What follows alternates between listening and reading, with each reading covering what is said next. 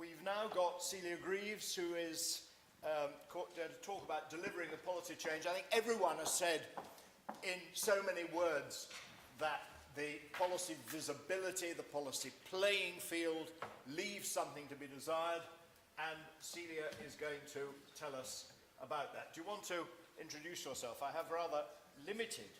You're from the UK Hydrogen and Fuel Cell Association, and you're presumably the coordinator or something of That's right, yes. Splendid. Of course you can have some water.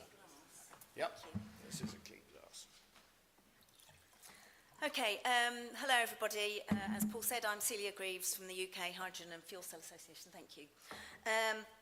And we're delighted to be here for the launch of these papers for the various reasons that people have touched on. Clearly, policy is a very strong theme, and that links, as you'd imagine, very well into our world.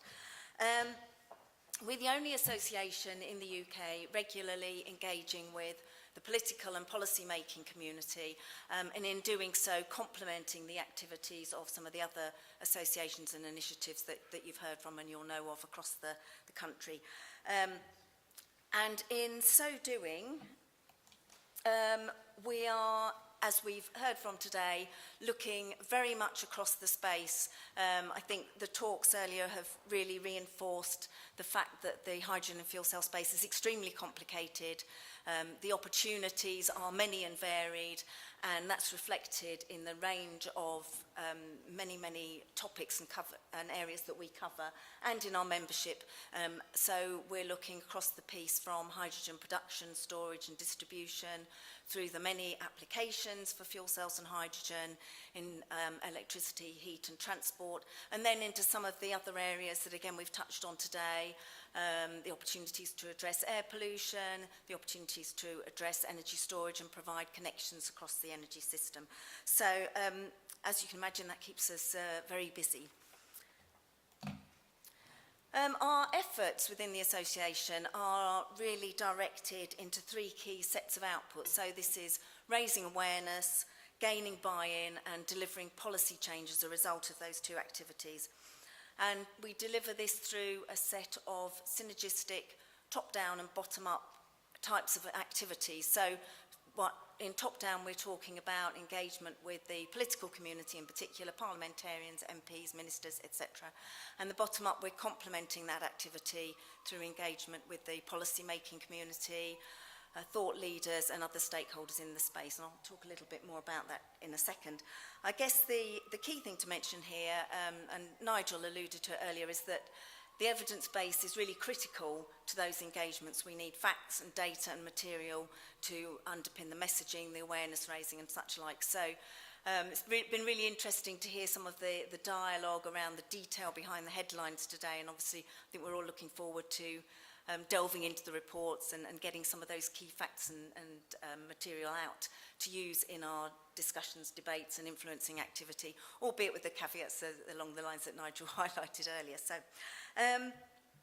in terms of the types of activities that we engage in to deliver these three outcomes, if I look at the policy level first, the types of tools that we're using are direct interaction with policymakers in various departments, in various activities, BEIS, OLEV, Department for Transport, DEFRA, etc., one-to-one meetings, face-to-face dialogue, augmenting the activities of our members. So it's a synergistic relationship. Some of our members are quite active individually, and we're making sure that we reinforce our messaging there.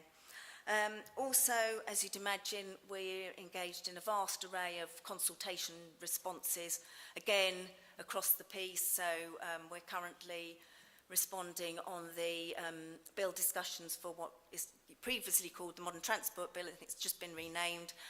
We've recently responded to the BEIS Ofgem consultation on flexible energy system. So many opportunities to contribute to government thinking through there. And as you'll imagine, a lot of the time it's all about getting fuel cells and hydrogen into the mix and into the thinking. And alongside that, we're also building mutually beneficial relationships with other trade associations in the space, those who we're starting to see overlaps in interest. So that might be the REA, the SMMT, Energy Networks Association, many trade associations with aligned interests, albeit perhaps at the periphery of their activities or are, but it's good to make sure that where we can, we reinforce the messaging. And then at the parliamentary level, we have again a suite of activities that we're involved in, profile raising and getting buy-in through a number of different meetings with MPs and ministers, again across the piece. Our next meeting is with Andrew Sellis MP, who's involved in the ULEV debate. We've again engaged with a variety of different MPs with different interests to take forward our messaging. And that aligns nicely with some of the parliamentary questions that we and our members have had answered over the past months. Many questions, and increasingly so, we're starting to see hydrogen and fuel cells increasingly in debates and in PQs. And that work again lines up nicely with what's called the post notes, Parliamentary Office of Science and Technology. I don't know if you're aware, but these are 2-3 page documents produced to give scientific underpinning and advice distributed to all MPs, and through input on several of these, we've now become the go-to organisation to provide input on those. So any topics that they're looking at that might relate to our space, there's an opportunity to contribute, so that's working really well. And I guess a particular area of focus for us is building relationships with the various committees, so energy and climate change, local government, science and technology, transport committees, both through one-to-one meetings and through contributions to the inquiries that they hold. So a very broad spectrum of activities that we're engaged in across the very broad spectrum of areas that hydrogen and fuel cells cover that we've touched on today. And just in terms of the key developments for us at the moment, I thought it was worth mentioning 3 key things. Some of you will have heard we've been delighted recently to secure an inquiry by the Science and Technology Committee into the role of hydrogen and fuel cells in a holistic energy system. So it ties in excellently with many of the presentations that we've heard this morning, many of the key messages that are coming through, and it'd be really useful to get all of you involved in those papers and the papers themselves inputting into that process. We were in a competition with 70 other proposals to get this Science and Technology Committee inquiry, so we're really pleased that's going to be coming forward in the next few months. And for those that you don't know, Science and Technology Committee has an oversight role looking at how policy is adopted across government, so it's really well placed to look at those interconnections and the congruence between heat, transport and power, and how different departments can best work together to realise the many benefits that hydrogen and fuel cells offer. Alongside that, we are also in the early stages of planning our next parliamentary event. This is another of our suite of activities that we do at the parliamentary level, and that's taking place on the 3rd of May, and we'll be looking at air quality again to pick up on the zeitgeist there and address many of the concerns that people have flagged up. And the third thing that we're doing, again, ties very nicely into the second presentation in particular, is building our own association's response to the Industrial Strategy Green Paper. So supply chains are obviously a key part of that, so we'll be looking to dive into your report in due course.